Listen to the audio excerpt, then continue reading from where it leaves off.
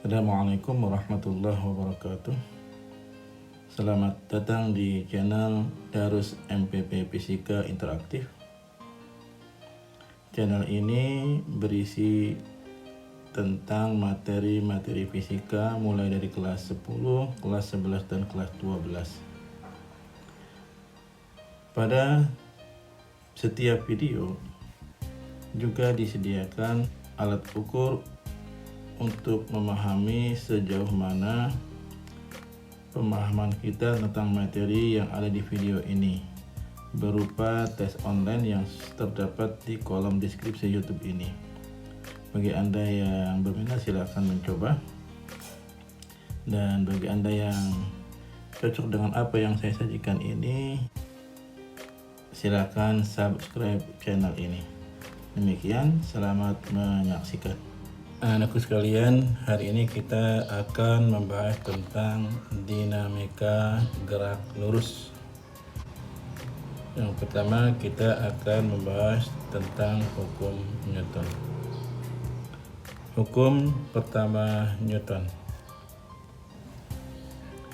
Hukum pertama Newton disebut dengan hukum kelembaman atau inersia. Artinya, setiap benda mempunyai kecenderungan mempertahankan keadaan semula jika tidak ada gaya luar yang bekerja pada benda tersebut. Lembam ini bisa juga disebut dengan sifat kemalasan. Kalau sudah diam, benda itu akan maunya diam terus. Kalau sudah bergerak, maunya bergerak terus kalau tidak ada gaya penahannya. Ya.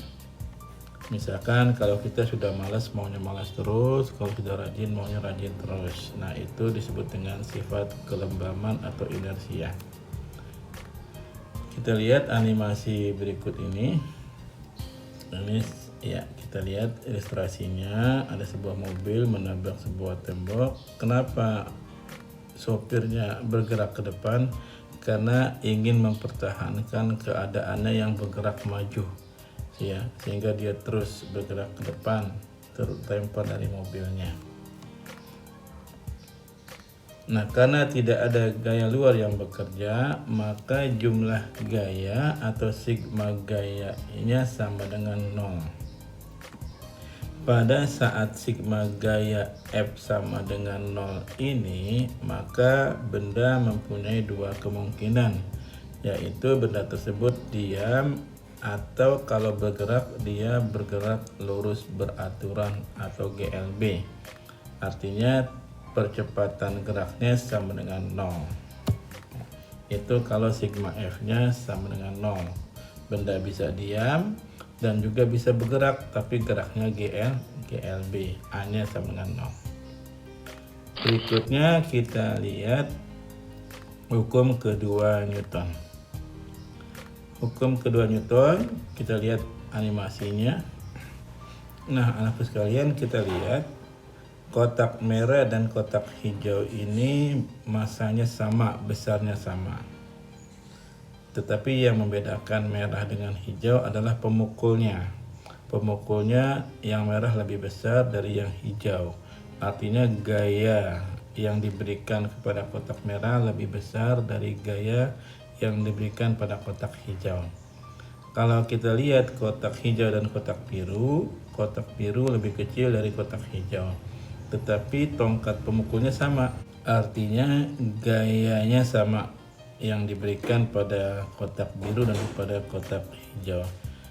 Namun apa yang terjadi, anakku sekalian, kita lihat dari animasi ini dapat disimpulkan bahwa kotak merah bergerak lebih cepat. Artinya percepatan A lebih besar dari yang hijau karena gaya pukulnya atau F-nya lebih besar. Dan kotak biru juga bergerak lebih cepat dari kotak hijau meskipun gayanya sama besar, tetapi massa kotak biru M-nya lebih kecil. Sehingga Newton menemukan hubungan ketiga besaran tersebut antara A, F, dan M, dikenal dengan hukum kedua Newton, yang bunyinya percepatan benda A berbanding lurus dengan resultan gaya sigma F-nya dan berbanding terbalik dengan massa benda M-nya. Jika dilihat persamaan matematisnya, A sama dengan sigma F dibagi dengan M, lebih dikenal dengan persamaan seperti ini. Sigma F sama dengan M dikalikan dengan A. Nah, kemudian anak sekalian, kita lihat masih hukum kedua Newton. Benda yang bergerak karena diberi gaya F, maka gerak benda itu merupakan gerak lurus berubah beraturan. Artinya sigma F-nya tidak sama dengan 0. Kalau sigma F-nya sama dengan 0, maka gerak benda GLB. Tapi kalau sigma F tidak sama dengan 0, berarti sigma F sama dengan M dikalikan dengan A, maka percepatan gerak benda tersebut merupakan gerak GLBB, dan kita harus ingat kembali dengan persamaan GLBB yang 3 ini. S sama dengan V0 T plus setengah AT kuadrat, VT sama dengan V0 plus AT, dan yang ketiga adalah VT kuadrat sama dengan V0 kuadrat plus 2AS. Ya. Kita lihat berikutnya, hukum ketiga Newton sering dikenal dengan hukum aksi reaksi. Nah, kita lihat anakku sekalian, gambar-gambar berikut menunjukkan hukum aksi reaksi. Aksi adalah gaya yang diberikan pada benda tersebut dari benda yang lain, dan reaksi adalah gaya yang ditimbulkan pada benda yang diberikan aksi tersebut dengan arah yang berlawanan dan sama besar. Ya. Kita lihat, misalkan Bapak ini mendorong sebesar F, maka secara otomatis anak ini mempertahankan dirinya sebesar gaya yang diberikan pada sang bapak, sehingga terjadi gerak saling berlawanan. Kemudian pada saat kita lompat dari perahu menuju ke darat, maka ada pijakan ini, berarti terjadi gaya aksinya dari kaki sang bapak ini, dan gaya reaksinya adalah pada perahunya. Kalau ini gaya aksinya diberikan pada anak ini, dan gaya reaksinya pada temboknya. Kalau ini gaya aksinya adalah gaya pada tangan si pemanah, dan gaya reaksinya adalah gaya pada tali panahnya. Nah, ini gambaran dari hukum aksi reaksi pada hukum ketiga Newton.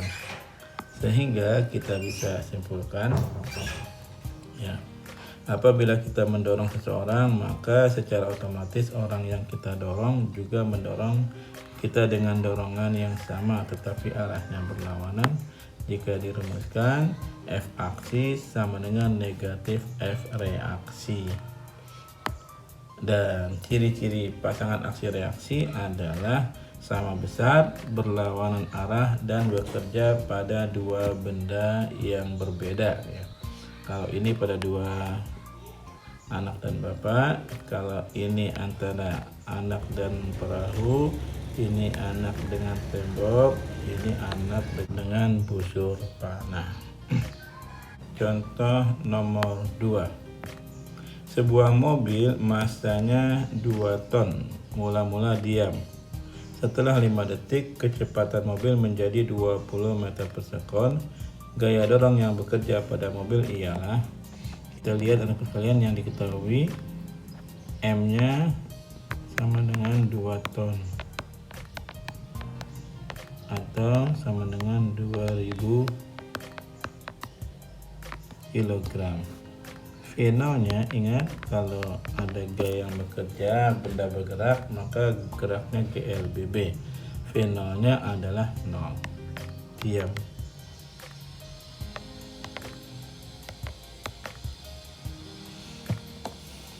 T-nya 5 detik,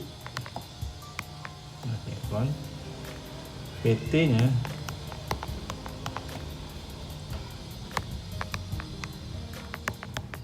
meter per second. Maka dari yang diketahui ini kita bisa mencari percepatan bendanya pakai rumus GLBB.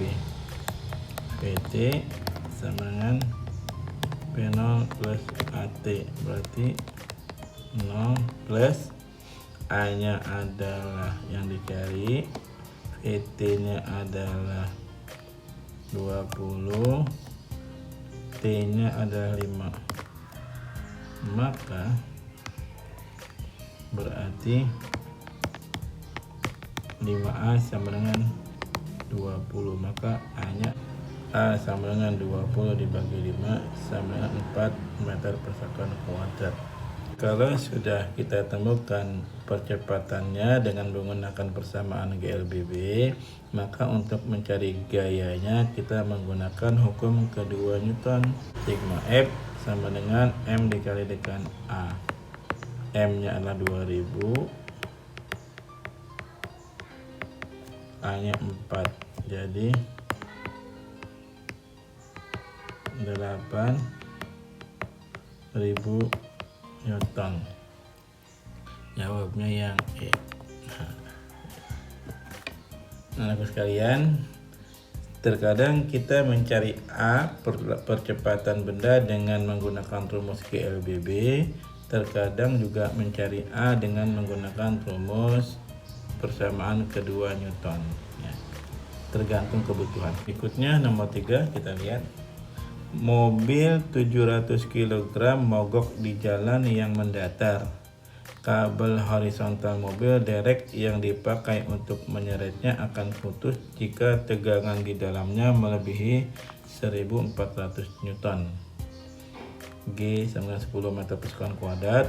Percepatan maksimum yang dapat diterima mobil mogok dan mobil derek adalah, kita lihat M nya adalah 700 kg, F nya adalah 1400 maksimum nih. Maka A nya adalah F dibagi dengan M, yaitu 1400 dibagi dengan 700, berarti 2 meter per second kuadrat. Oke, kita lihat contoh yang terakhir, contoh nomor 4. Pada sebuah benda yang bergerak bekerja gaya sehingga mengurangi kecepatan gerak benda tersebut dari 10 menjadi 6. Berarti di sini V0 nya 10, VT nya 6. Dalam waktu T nya 2 detik 2 sekon. Jika massa benda M nya adalah 5 kg, maka berapa F nya? Nah, kita biasa mencari A dulu dengan persamaan GLBB. VT sama dengan V0 plus AT. VT nya 6, V0 nya 10, A nya yang kita cari, T nya adalah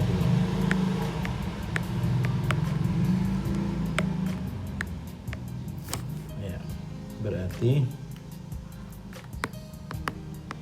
2A sama dengan 6 min 10 min 4 adalah min 4 per 2, jadi min 2 meter per second kuadrat.